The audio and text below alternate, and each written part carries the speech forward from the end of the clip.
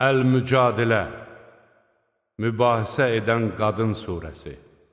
Mərhəmətli və rəhimli Allahın adı ilə.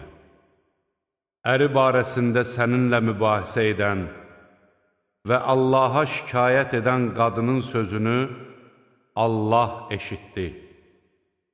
Allah sizin söhbətinizi eşidir. Həqiqətən Allah eşidəndir, görəndir. Sizlərdən öz qadınlarını anıya bənzədərək, özlərinə haram edənlərin zövcələri onların anaları deyillər. Anaları ancaq onları doğmuş qadınlardır. Onlar yaramaz və yalan söz danışırlar.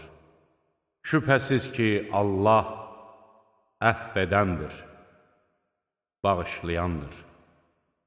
Qadınlarını anıya bənzədərək özlərinə haram edib, sonra sözlərini geri götürənlər onlarla yaxınlıq etməzdən əvvəl bir kölə azad etməlidirlər. Bu sizə verilən öyüd nəsihətdir. Allah nə etdiklərinizdən xəbərdardır. Buna imkan tapa bilməyən kəs, qadını ilə yaxınlıq etməzdən əvvəl 2 ay ardıcıl oruç tutmalıdır. Buna gücü çatmayan kimsə 60 yoxsulu yedirtməlidir. Bu sizin Allaha və onun elçisinə iman gətirməniz üçündür. Bunlar Allahın hüdudlarıdır. Kafirləri isə ağrılı-acılı bir əzab gözləyir. Allaha və onun elçisinə qarşı çıxanlar özlərindən əvvəlkilərin alçaldıqları kimi alçaldılacaqlar. Biz artıq açıq-aydın ayələr nazil etdik. Kafirləri alçaldıcı bir əzab gözləyir. O gün Allah onların hamısını dirildəcək və etdikləri əməlləri onlara xəbər verəcəkdir. Allah onları hesaba almış, onlar isə etdiklərini unutmuşlar. Allah hər şeyə şahiddir. Məyər Allahın göylərdə və yerdə olan hər şeyi bildiyini görmürsən? 3 nəfərin arasında gedən elə bir xəlvəti söhbət yoxdur ki, onların 4-cüsü, 5 nəfərin də 6-cısı o olmasın. İstər bundan az, istərsə də çox olsunlar. Harada olursa olsunlar, Allah onların yanındadır. Sonra qiyamət günü onlara nə etdiklərini xəbər verəcəkdir. Allah hər şeyi bilir.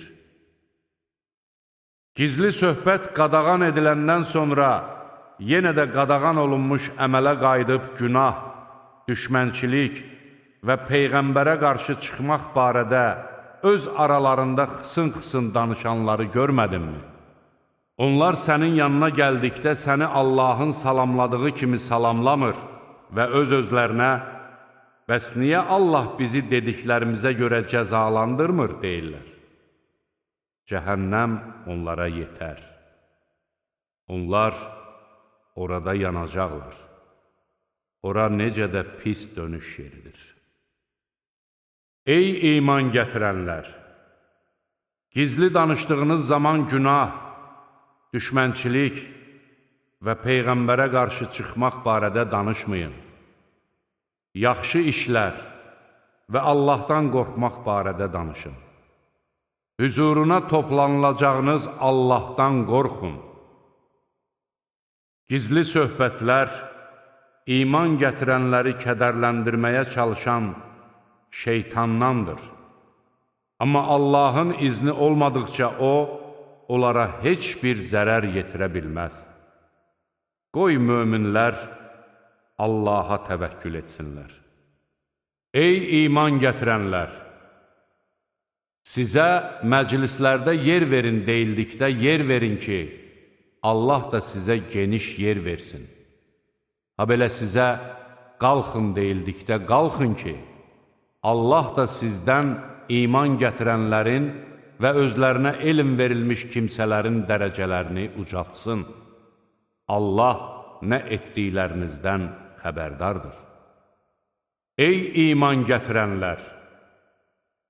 Peyğəmbərlə gizli söhbət edəcəyiniz zaman bu söhbətinizdən əvvəl sədəqə verin. Bu sizin üçün daha xeyirli və daha pakdır. Əgər bir şey tapmasanız, bilin ki, Allah bağışlayandır, rəhimlidir. Məyər siz gizli söhbətinizdən əvvəl sədəqə verməkdən qorxdunuzmu? Əgər siz bunu etməmisinizsə və Allah da tövbənizi qəbul edibsə, onda namaz qılıb zəkat verin. Allaha və onun elçisinə itayət edin. Allah nə etdiklərinizdən xəbərdardır. Məyər sən Allahın qəzəbləndiyi adamlarla dostluq edənləri görmədinmi? Onlar nə sizdəndilər, nə də onlardan. Onlar bilə-bilə yalandan and içirlər.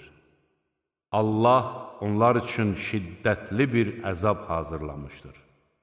Onların etdiyi əməllər necə də pisdir. Onlar andlarını özlərinə sipər edib, insanları Allah yolundan döndərdilər. Onları alçaldıcı bir əzab gözləyir. Allaha qarşı nə malları, nə də övladları onlara heç bir fayda verə bilməyəcək. Onlar cəhənnəm sakinləridir və orada əbədi qalacaqlar. Allah onların hamısını dirildəcəyi gün, onlar sizə and içdikləri kimi ona da and içəcək və nə isə əldə etdiklərini güman edəcəklər. Əslində, onlar əsl yalançılardır. Şeytan onları üstələmiş və Allahı zikr etməyi onlara unutturmuşdur. Onlar şeytanın firqəsindəndirlər. Şübhə yoxdur ki, şeytanın firqəsindəkilər ziyana uğrayanlardır. Məhz Allaha və onun elçisinə qarşı çıxanlar ən zəlil kimsələr arasında olacaqlar. Allah əzəldən belə yazmışdır. Mən və elçilərim hökmən qalib gələcəyik. Həqiqətən Allah qüvvətlidir, qüdrətlidir. Allaha və axirət gününə iman gətirən elə bir cəmaat tapa bilməzsən ki, onlar Allaha və onun elçisinə düşmən olanlarla öz ataları, oğulları, qardaşları, qohum əqrəbaları olsalar belə dostluq etsinlər. Allah onların qəlbinə iman salmış və onları öz tərəfindən bir ruhla dəstəkləmişdir. Allah onları ağacları altından çaylar axan cənnət bağlarına daxil edəcəkdir. Onlar orada əbədi qalacaqlar. Allah onlardan razıdır. Onlar da Allahdan razıdırlar. Onlar Allahın firqəsidirlər. Həqiqətən məhz Allahın firqəsi nicat tapanlardır.